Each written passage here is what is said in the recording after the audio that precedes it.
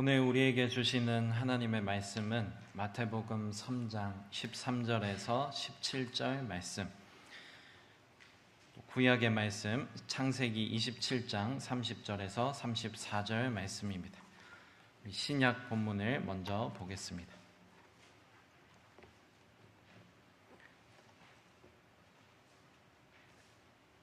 이제 하나님의 말씀을 봉독하겠습니다. 그때 예수께서 요한에게 세례를 받으시려고 갈릴리를 떠나 요단강으로 요한을 찾아가셨다. 그러나 요한은 내가 선생님께 세례를 받아야 할 터인데 선생님께서 내게 오셨습니까? 하고 말하면서 말렸다.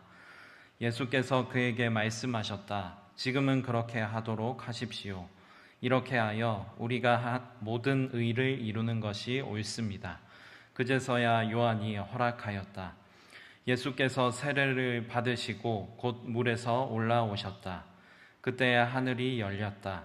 그는 하나님의 영이 비둘기같이 내려와 자기 위에 오는 것을 보셨다. 그리고 하늘에서 소리가 나기를 이는 내가 사랑하는 아들이다. 내가 그를 좋아한다 하였다. 아멘. 창세기 27장 30절에서 34절 말씀입니다.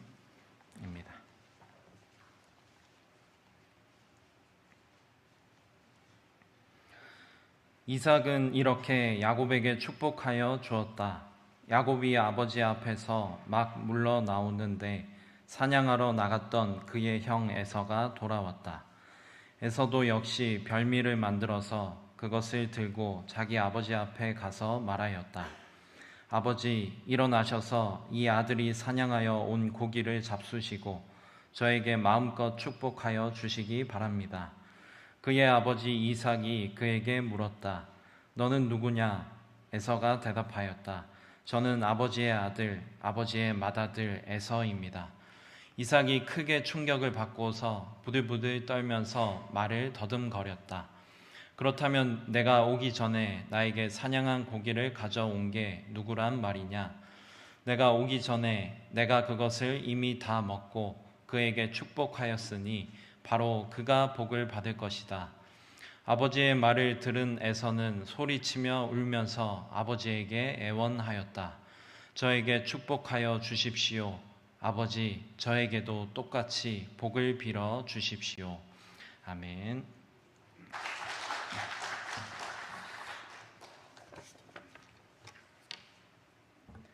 살아가면서 누구나 듣고 싶은 말이 있습니다. 아주 어렸을 때는 야, 우리 애기 말 참 잘 듣는 착한 아이다. 그런 얘기를 듣고 싶어 했죠. 중학교 또 고등학교를 지날 때에는 공부를 잘하는 학생, 똑똑한 학생 그런 얘기를 듣고 싶어 했습니다. 직장인이 되면 일을 잘하는 유능한 사원, 유능한 직원 그런 말을 듣고 싶고요. 또 나이가 들면 내가 인생을 헛되게 살지 않고 잘 살았다 그런 이야기를 듣고 싶어 합니다. 혹시 여러분들은 지금 어떤 이야기를 듣고 싶으십니까? 제게 만약 묻는다면 예배 후에 오늘 설교 참 좋았습니다. 은혜 받았습니다. 그런 얘기를 듣고 싶습니다. 그런데 이렇게 인정을 받고 칭찬을 들으려고 하는 욕구는 때로 유혹이 되기도 하고 올무가 되기도 합니다. 진리가 아니라 교인들의 귀를 즐겁게 하려는 그런 생각을 가질 때 저는 이런 생각은 바로 유혹이 되겠습니다. 설교 후에 사람들이 특별히 제 아내가 저를 보고 뭘 할까, 무슨 말을 할까 전전긍긍한다면 그것은 제게 올무가 될 것입니다. 저를 포함해서 많은 분들이 착한 아이 증후군을 가지고 있다 생각을 합니다. 말 잘 듣는 아이, 공부 잘하는 아이, 유능한 사람, 좋은 사람 그런 평판을 듣기 위해서 자기 속마음을 솔직하게 표현하지 못하는 건 말입니다. 싫은데 싫다고 말하지 못하죠. 거절하고 싶은데 용기 있게 거절하지 못해서 질질 끌려다니는 그런 사람들이 적지 않습니다. 이 정도는 약과이죠. 아예 사기꾼의 먹잇감이 되는 경우도 있습니다. 사모님 정말 아름다우십니다. 혹은 이거 대박나는 사업입니다, 사장님. 이번 선거에 나서면 틀림없어요. 완전히 따놓은 당상입니다. 떼어놓은 당상입니다. 그런 말에 홀려서 돈도 잃고 인생을 헛되게 힘들게 살아가는 사람들이 우리 주변에 적지 않습니다. 성경은 우리들의 영적 세계도 크게 다르지 않다고 말합니다. 디모데후서 4장 3절을 보면 말세가 되면 사람들은 진리를 전하는 스승 대신에 자기의 귀를 즐겁게 하는 선생들을 애써 찾을 것이다. 그렇게 말씀하고 있습니다. 우리들의 귀가 아니라 우리들의 영혼을 즐겁게 하려면, 우리들의 영혼이 행복하려면 듣고 싶은 소리가 아니라 마땅히 들어야 할 소리를 듣는 것이 중요합니다. 어떤 소리가 마땅히 들어야 할 소리이겠습니까? 하늘의 소리입니다. 오늘 마태복음 본문 16절에 예수께서 세례를 받으시고 곧 물에서 올라오셨다. 그때 하늘이 열리고 하늘에서 소리가 났다. 여기서 하늘 소리란 하나님의 음성이겠습니다. 당시 유대인들이 거룩하신 하나님 이름을 함부로 입에 올리지 못했기 때문에 하늘이라고 하나님 대신 표현을 했습니다. 하늘이란 저 우주 창공, 공간을 말하는 것은 아니겠습니다. 땅의 세계, 인간의 세계, 그것과 대비되는 초월, 신비, 그리고 지극히 거룩하고 절대적인 그런 차원을 가리키는 말입니다. 성서 주석가들은 오늘 예수가 들었던 하늘 소리를 고대 이스라엘 왕의 대관식에 연관시킵니다. 시편 2편 7절을 보면 주께서 내리신 칙령을 선포한다. 너는 내 아들, 내가 오늘 너를 낳았다. 내게 청하여라. 못 나라를 유산으로 주겠다. 또 고난받는 종, 순환의 메시아와 연관시켜서 해석하는 주석가들도 있습니다. 이사야 42장 1절을 보면 나의 종을 보아라. 그는 내가 붙들어주는 사람이다. 내가 택한 사람, 내가 마음으로 기뻐하는 사람이다. 예수께서 들으셨던 하늘 소리는 크게 두 가지입니다. 17절을 보면 너는 내 아들이다. 그리고 너는 내 사랑이고 내 기쁨이다. 두 가지 음성이었습니다. 먼저 너는 내 아들이라고 하는 말, 이 표현은 나는 너의 아버지야 라고 하는 말로 바꾸어서 들을 수 있겠습니다. 하나님께서 우리의 아버지가 되신다는 그 뜻을 산상설교에서 예수님은 이렇게 이해하고 있습니다. 마태복음 6장을 보면 너희는 무엇을 먹을까? 무엇을 마실까? 무엇을 입을까? 염려하지 말라. 그건 아버지가 없는 이방 사람들이나 하는 행동이다. 하늘 아버지께서는 너희들의 필요를 전부 아신다. 저 공중의 새들 들판에 꽃들까지 돌보시는 하나님, 하물며 그분께서 자신이 사랑하는 너희들을 돌보시지 않겠느냐. 마태복음 7장은 이렇게 말씀합니다. 자식이 빵을 달라 하면 돌을 줄 부모가 어디에 있고 자식이 생선을 달라고 하면 뱀을 줄 부모가 어디에 있느냐. 악한 부모라도 못된 아버지라도 자기 자식에게 좋은 것을 주시지 않느냐. 하물며 너희를 지극히 사랑하시는 하늘 아버지께서 너희에게 좋은 것을 주시지 않겠느냐. 오늘 우리처럼 본래 죄의 종으로, 악의 종으로 태어난 우리들이 하나님을 아들이라 부를 수 있게 된 것은 특별한 은총입니다. 바울은 이것을 가리켜서 입양이라고 표현했고, 혹은 아주 질 나쁜 올리브 나무가 아주 질 좋은 극상품 참 올리브 나무에 접붙인 것이다. 그렇게 표현을 했습니다. 로마서 8장에서 바울은 말하기를 우리가 예수 그리스도를 통해서 양자의 영을 받고 하나님을 아버지라고 부르게 되고 그 나라를 상속하는 그러한 상속자가 되었다고 말씀합니다. 간혹 뉴스를 보면 재벌집 혼외 자녀가 처절한 법정 소송을 하는 뉴스를 봅니다. 전문 용어로 친부 인지 청구 소송 그렇게 말합니다. 내가 저분의 자식입니다. 제 유전자를 검사해 주십시오. 아주 처절한 법정 다툼을 법정 소송을 합니다. 자기가 저분의 아들이라고 하는 것을 증명하기 위해서 말입니다.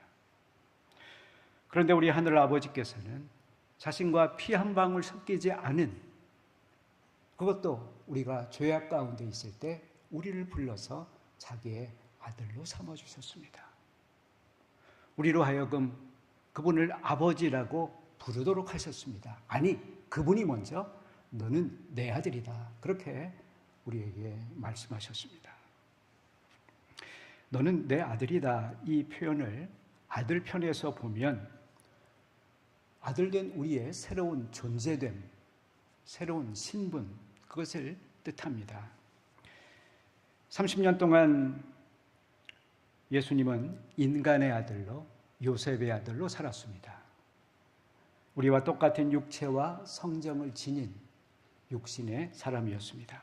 그러나 이제부터는 그는 영의 사람, 하나님의 아들로 살아가게 됩니다.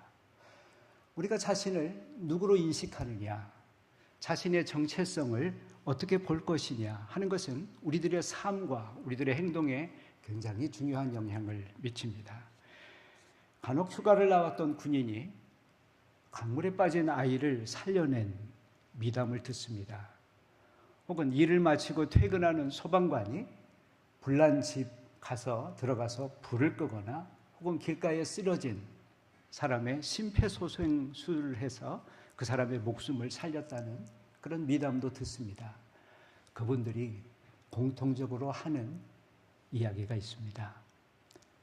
군인으로서 마땅히 해야 할 일이었습니다.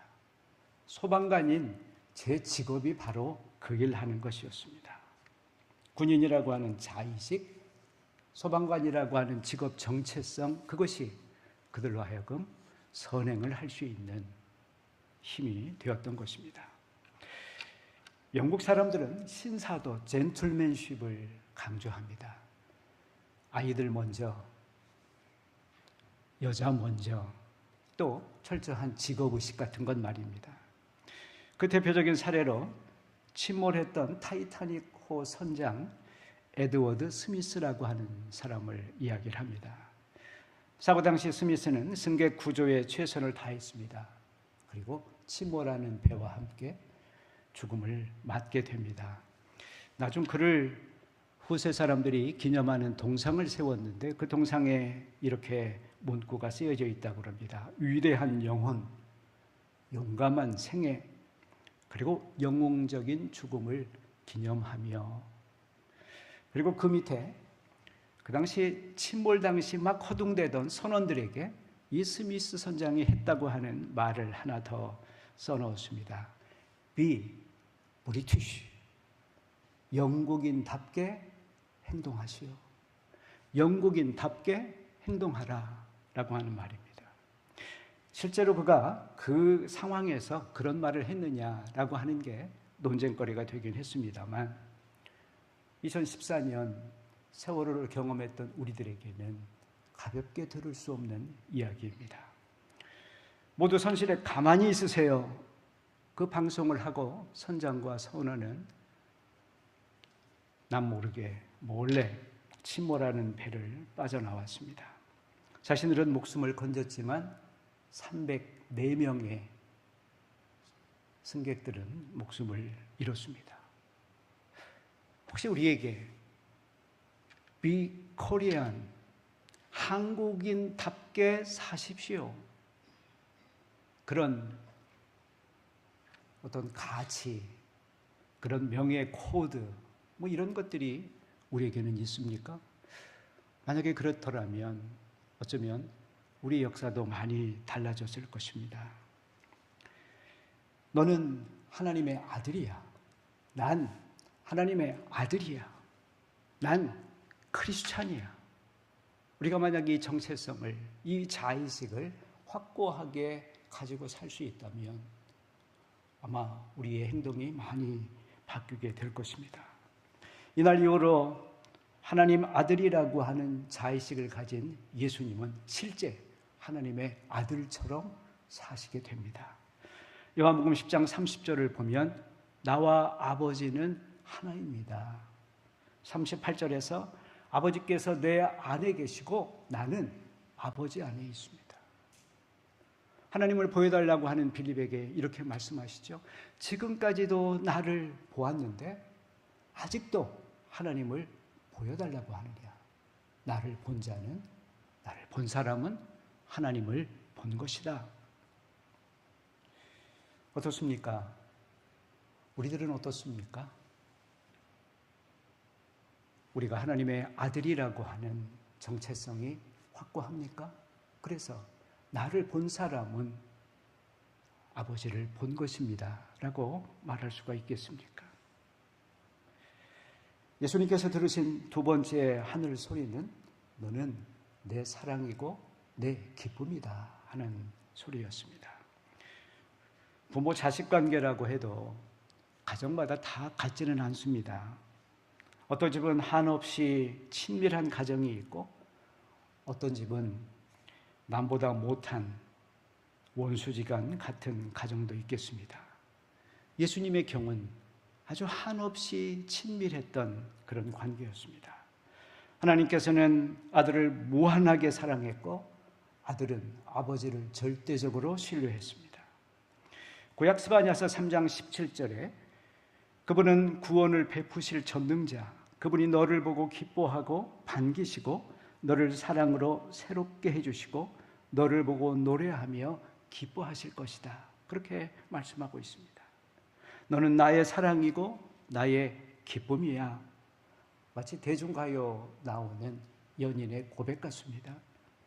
이런 하나님의 사랑 고백에 아들이신 예수님께서 응답하신 말이 있죠. 아빠, 아빠. 누구나 어렸을 때 가정에서 아버지를 부를 때 한 친근하고 절대적으로 신뢰하는 그 마음을 표현한 단어입니다. 갓난아기 때 우리 모두 그때 기억은 잊어버렸습니다만 엄마와 아빠와 우리 사이가 그런 관계 아니었을까. 누워있던 우리에게 아주 환하게 미소 짓는 얼굴로 엄마가 다가오셨습니다. 기쁨 가득한 말투로 이렇게 말씀하셨죠. 아이고 내 새끼 예뻐 죽겠네. 이거 어디서 떨어진 보물이야? 누굴 닮아 이렇게 예뻐?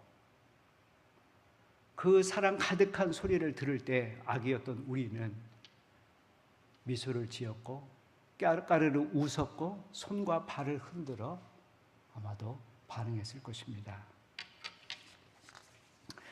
나이가 들면서 그 행복했던 어린 시절이 지나갔듯이 어쩌면 우리의 영적 유년기도 지나가 버렸는지 모르겠습니다. 혹시 이런 삶을 지나고 있는 분이 있습니까? 하나님이란 말만 들어도 짜증이 나는 사춘기 신앙인 말입니다. 사춘기 때는 그렇잖아요. 신앙생활에 영 기쁨이 없고 그냥 그저 하는 대로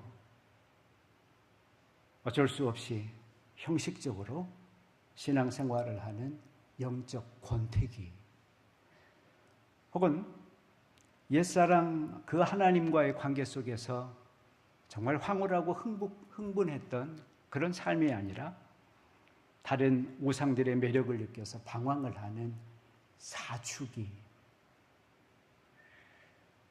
우리 모두는 지금 어떤 시기를 지나고 있으십니까?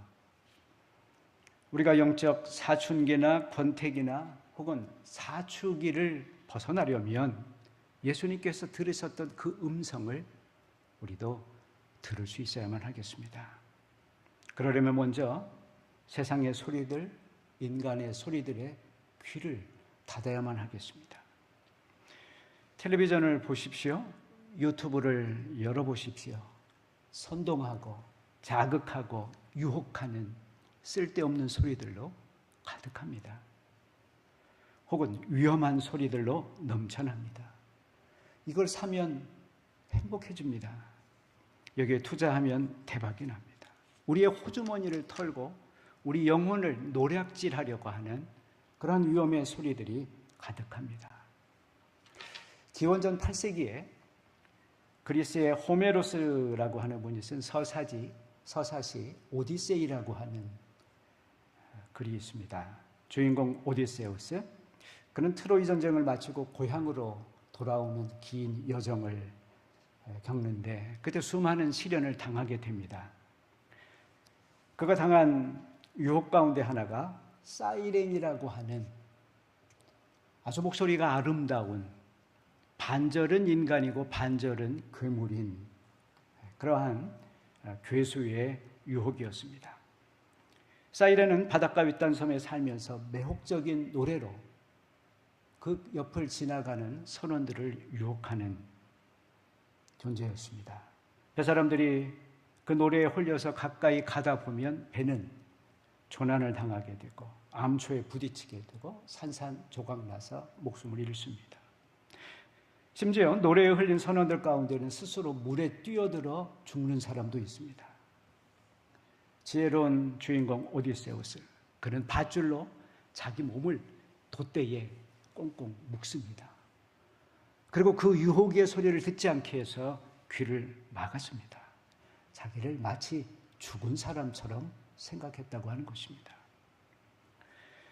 예수님께서 하늘 소리를 들었던 순간 어느 때입니까?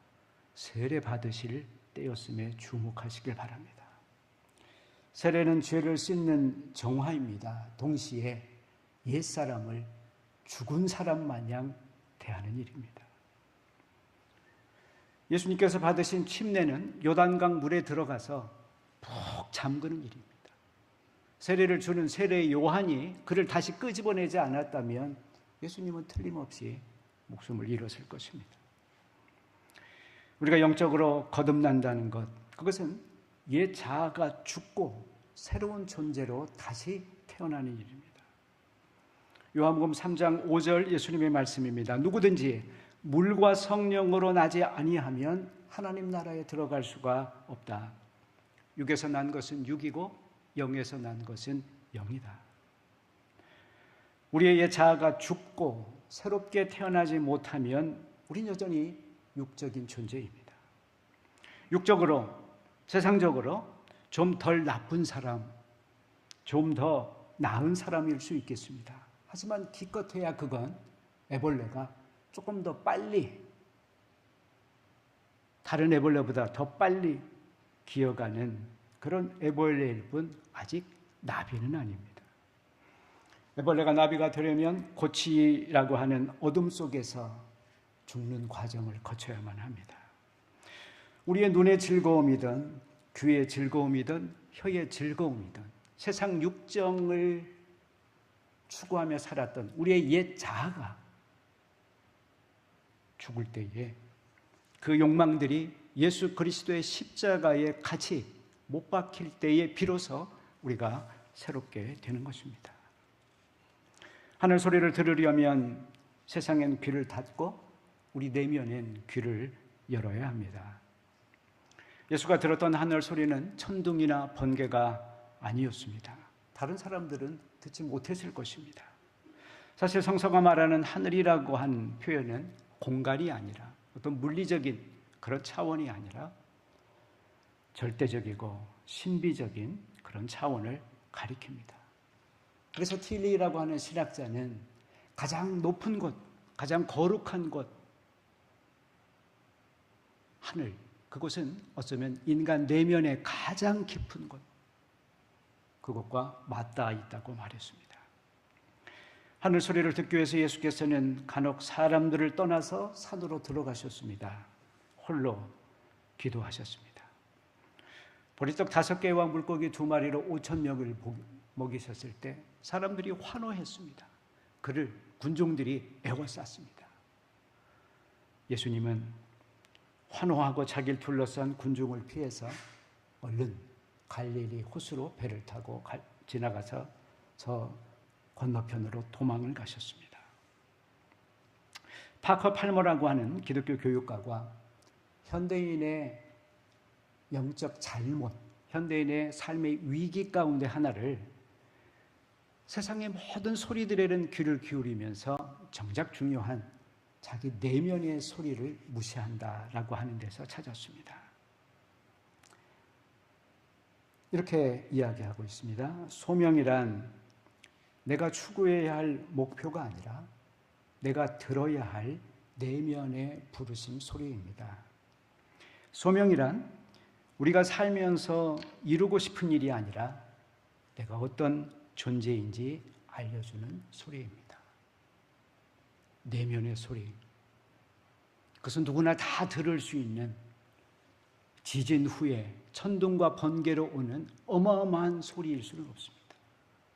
아주 부드럽고 아주 작은, 그래서 우리가 온 힘으로 귀를 기울여야만 되는, 우리 내면에 혼자 있건 잠을 자건 끊임없이 우리들의 욕망을 불을 끌어올리게 해서 소음으로 가득 찬 그것들을 잔잔하게 고요하게 만든 순간에야 비로소 들을 수 있는 그 소리.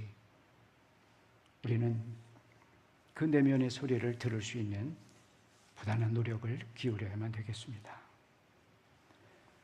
좋은 교회는 어떤 교회이겠습니까? 사람들이 듣고 싶어 하는 그런 소리가 아니라 사람들이 마땅히 들어야 할 소리를 전해주는 곳입니다. 교회 바깥에서 일부러 들으려고 하지 않아도 노상 듣는 늘 뻔한 그 이야기, 그것을 계속 반복하는 것이 아니라 진심이 담긴 절대적인 힘을 지닌 그런 하늘 소리를 들려주는 곳이어야만 하겠습니다. 오늘 읽어드린 구약성서 창세기 27장은 이삭의 쌍둥이 아들 에서와 야곱의 이야기입니다. 한날 같은 시간에 태어났습니다. 형 에서와 달리 동생 야곱은 약삭 빠르고 욕심이 많았습니다. 태어날 때부터 형 발뒤꿈치를 잡았습니다. 야곱은 나중 커서도 아버지를 속이고 형이 받아야 할 장자권을 가로챘습니다. 사기당한 것을 알게 된 에서가 뒤늦게 아버지에게 간청하는 내용이 있습니다. 아버지, 저에게도 축복을 해 주십시오. 아버지, 저도 아버지의 아들인 것을 인정해 주십시오. 성경은 에서가 울면서 매달렸다고 했습니다. 에서가 본래 비뚤어진 성격이었는지 아니면 아버지의 인정을 받지 못해서 비뚤어졌는지 알 수 없습니다. 다만 이 일을 있고 난 이후 에서는 아버지의 두통거리가 되었습니다. 일부러 아버지가 싫어하는 일만 골라 했습니다. 그 중에 하나가 아버지가 싫어하는 가나안 여인과 결혼을 하는 것이었습니다. 두고두고 아버지의 아픔이 되었습니다. 세상이 뒤틀려 있습니다. 우리 보기에 비틀어져 있습니다. 그런데 어쩌면 세상에 뒤틀린 건 에서 같은 그런 형편 때문은 아니겠습니까? 사랑과 축복을 기대하지만 누구로부터도 그런 절대적이고 조건 없는 사랑을 받아본 경험이 없기 때문에 간혹 아이들 가운데 퇴행적인 행동을 하는 아이들이 있습니다. 부모의 관심, 부모의 사랑을 애타게 갈망하는 표현이겠습니다. 오늘 설교 후에 부를 찬송가 503장의 가사를 보면 사람들이 탄식을 하고 번민을 하고 심지어 우상인 걸 알면서도 헛일인 것을 알면서도 우상에게 가서 비는 이유, 그것은 아직 하나님의 사랑을 경험하지 못했기 때문이라고 말합니다. 그렇습니다. 세상 사람만 아니라 우리를 포함해서 모든 인간은 예외 없이 하나님의 사랑과 인정하심과 하나님의 위로하심과 격려를 필요로 합니다. 그 축복 없이는 누구도 행복할 수 없습니다. 왜요? 그분이 우리 영혼의 아버지시기 때문입니다. 아직도 그 소리를 듣지 못하는 사람들이 우리 가운데에도 또 교회 밖 수많은 곳에 너무나 많이 있습니다. 우리가 만약 이 소리를 이미 들은 하나님의 아들이라면 마땅히 그들에게도 하나님으로부터 들은 소리를 전해줄 수 있어야 되겠습니다. 당신은 하나님의 아들입니다. 하나님께서 당신을 사랑하십니다. 심판하고 저주하는 대신에 그들을 격려하고 환대하고 축복하는 그런 긍정적인 따뜻한 말을 하는 교회로 또 우리 자신들로 변해갔으면 좋겠습니다. 이제 설교를 마무리하는 기도 대신에 아론이 유대 백성에게 한 축복의 말을 설교자의 기도로 대신합니다. 기도를 마칠 때 우리가 한 목소리로 아멘을 얘기하면 되겠습니다. 민수기 6장 24절에서 25절입니다. 주님께서 당신들에게 복을 주시고 당신들을 지켜주시며 주님께서 당신들을 밝은 얼굴로 대해주시고 당신들에게 은혜를 베푸시며 주님께서 당신들을 고이 보시어서 당신들에게 평화를 주시기를 바랍니다. 아멘.